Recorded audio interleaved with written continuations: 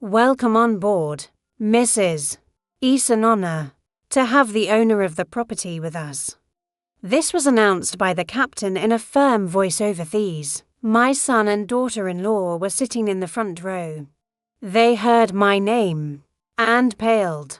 The same woman who left that morning, humiliated at the airport, with the in his hand and his heart in pieces, was now the owner of the plane in which they were traveling.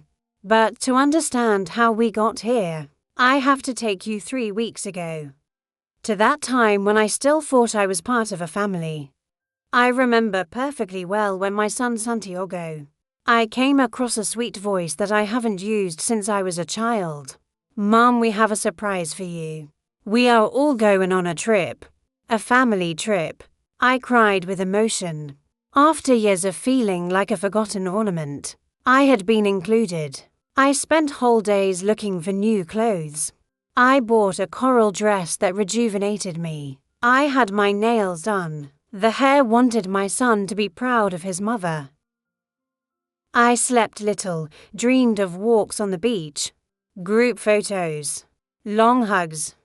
The day came. I got up before dawn. I looked in the mirror. 69 years old and a twinkle in my eye that I had not seen in a long time. I arrived at the airport an hour earlier. I looked for Santiago and Lorena, his wife, among the people. I smiled to see them. I walked towards them with the illusion dancing in my eyes. But something was not right. Lorena whispered in the ear of a woman she did not know. Santiago would not look me in the eye. Good morning, I said. He swallowed saliva. Mom, we need to talk. Took me to a corner. His voice trembled. There was a change of plans, This trip is only for the closest family. What are you saying? Santiago whispered.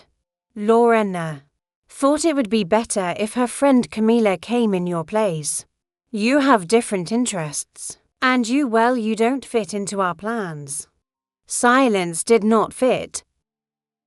45 years after raising it, to leave my life for him, to teach him to walk and to love, I didn't fit. And that was only the first stab wound. Nothing personal. Mom said without looking at me. Camila and Lorena get along very well. You don't fit in very well with what we are planning for this trip. Just like that. I who wore it in my belly. That I took care of him when he had a fever. That I stopped living for him. Now did not fit. Lorena approached with that cold smile he wears when he wants to look good to others. Antonia, this trip has many walks, long activities. We don't want you to get hurt. At your age it can be exhausting. At my age, as if I had to stay in a corner of the world. To wither me. As if being 69 years old were also a disease. And followed Lorena. Camila and I are organizing important events. And we need to take advantage of this time. You wouldn't be interested in that. I looked at Santiago, waiting for him to say something. To defend me. To remember who I am. But he only looked down and nodded in silence. You could take care of the plants while we are away, added Lorena. And if you can tidy up the house a bit. You know how we love to get there and have everything clean. That was me, the woman who irrigates his plants. The one who cleans her kitchen. The one that does not fit into the plans, but in the tasks that no one wants to do. Camila gave me the passage that said her name. Mine was no longer. Thank you for making this possible for me. Antonia told me as if I had decided to give up my place. I saw them walk away. Perfect Lorena, as always. Santiago without saying a word. Camila smiling as if the world belonged to her. I stood there alone. With my dress, coral and full of illusions that no longer mattered. Have you ever been made to feel that you have leftovers? From which country do you hear my story? Comment, I want to know. I came home as one returning from a funeral. Only what had died was the last illusion I had left. I entered with the pressing on the floor. The coral dress was still on. The same one I had chosen with so much love.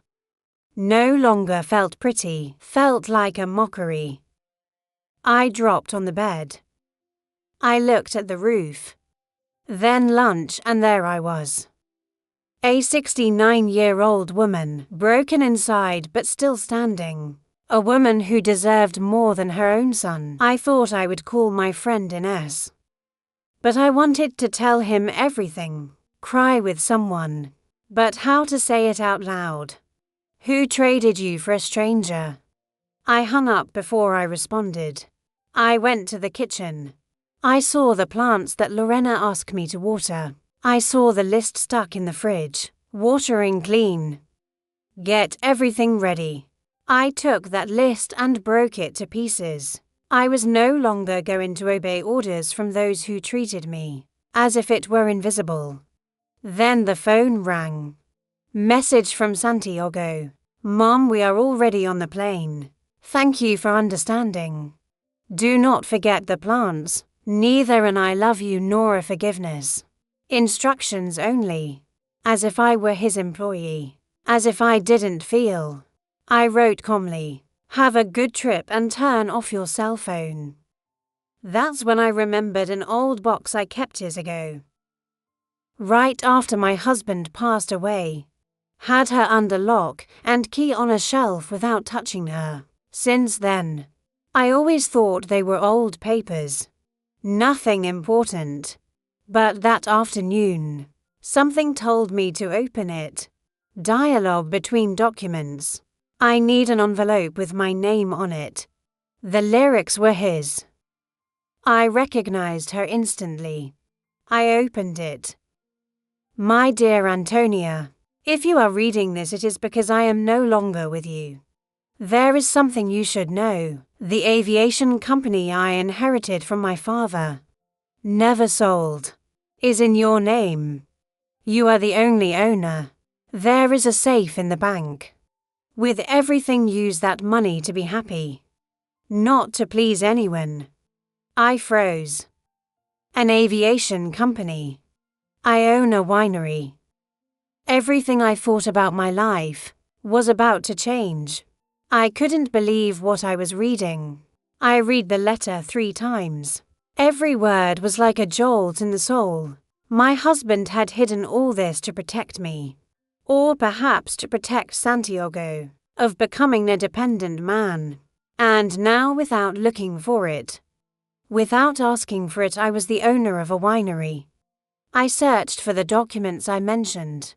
There were contracts, notarial papers, statements of account, and all in my name. I took a deep breath. I got dressed, took the box with the papers and headed out to the bank. 1 hour later, the safe opened before my eyes. There were still more documents. A second letter from my husband and figures that made me dizzy. Active accounts, earnings, everything was on track. A real flying national routes and international. I read the letter silently. Gustavo Mendoza is the executive director. I trust him. He will wait for your call.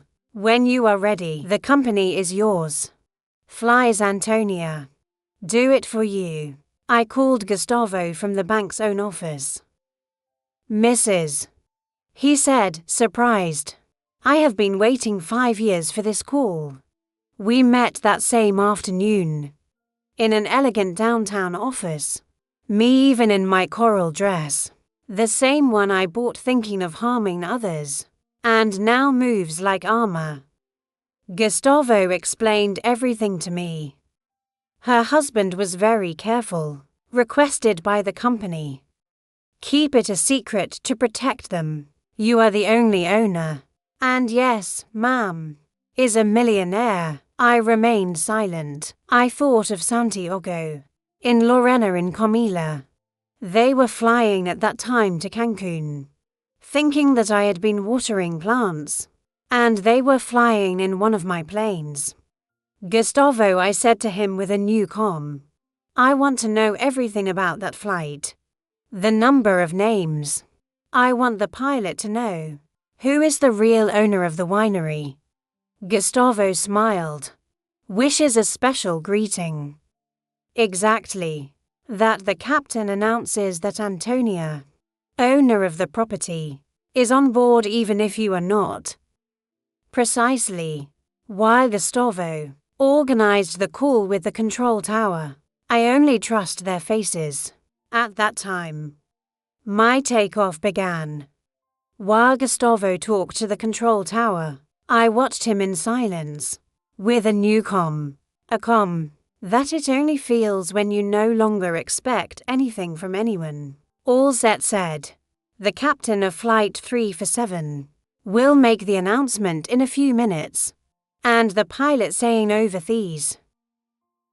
We welcome Mrs. Antonia, owner of this property, who honors us with his presence on board. I, the woman who did not fit, the one left out of the trip, the one who was going to water the plants, turned out to be his boss. Minutes later the phone rang. It was Santiago, Mom. It is true that you are the owner of the gallery. I did find out today just after that you will leave me as if I were worthless. Silence. Mom, when we come back, we can talk. Clarify everything, not Santiago. I said without hesitation. There is nothing to clarify. And I hung up. Gustavo looked at me with respect. You want to do something more, Mum? I do want to organize a trip, but this time for me. That same night we planned a world tour. Nothing to do with lists, favors and plants. This time the trip would be mine. My life, my rules. The next morning, Ines arrived with twos and a fly as big as the sky, ready to live what you always dreamed of, more than list. We got on one of my planes. The captain greeted me personally. Mrs. It is an honor to have her on board. I'll be back with Ines with champagne. And as the plane took off, I understood something simple. This was not just any trip. Was the first of many. The first of my real life. Paris welcomed me with a golden sunset. My suite overlooked the Eiffel Tower, and I didn't miss anyone. Venice taught me that sometimes you have to get carried away. Tokyo showed me that reinvention has no age. And the Maldives. I was given something that no one had given me in years. Peace. During that whole trip, I did not talk about Santiago or Lorena. I talked about me, about what I wanted, of what he had forgotten he deserved. The messages were clear. Santiago called almost every day. Lorena was writing long emails, and in one of these messages, Santiago said, Mom, someday you will be able to forgive me. Take a deep breath before answering. I have already forgiven you. But forgiving does not mean that everything will go back to the way it was before. Means that I no longer carry what they did to me.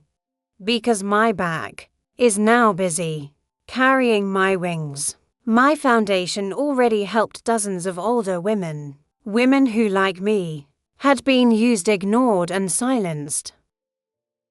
A day at a dinner in Santorini. A 75-year-old woman approached me. Believes there is still time for me. I took his hand tenderly and answered him. Life is not measured in years, is measured in awakenings. And yours can start today. Because that's what I learned at the age of 69. That it doesn't matter if they made you feel invisible. That it doesn't matter if your family turned their back on you. That it doesn't matter if you thought there was nothing else there. As long as you are alive, you can rewrite it all. I did, and if you are listening to this, you can also. My name is Antonia, and this is not the story of how I was rejected. It's the story of how I came back to me. of how I chose freedom, and I discovered that life begins the day you decide to live it on your own terms.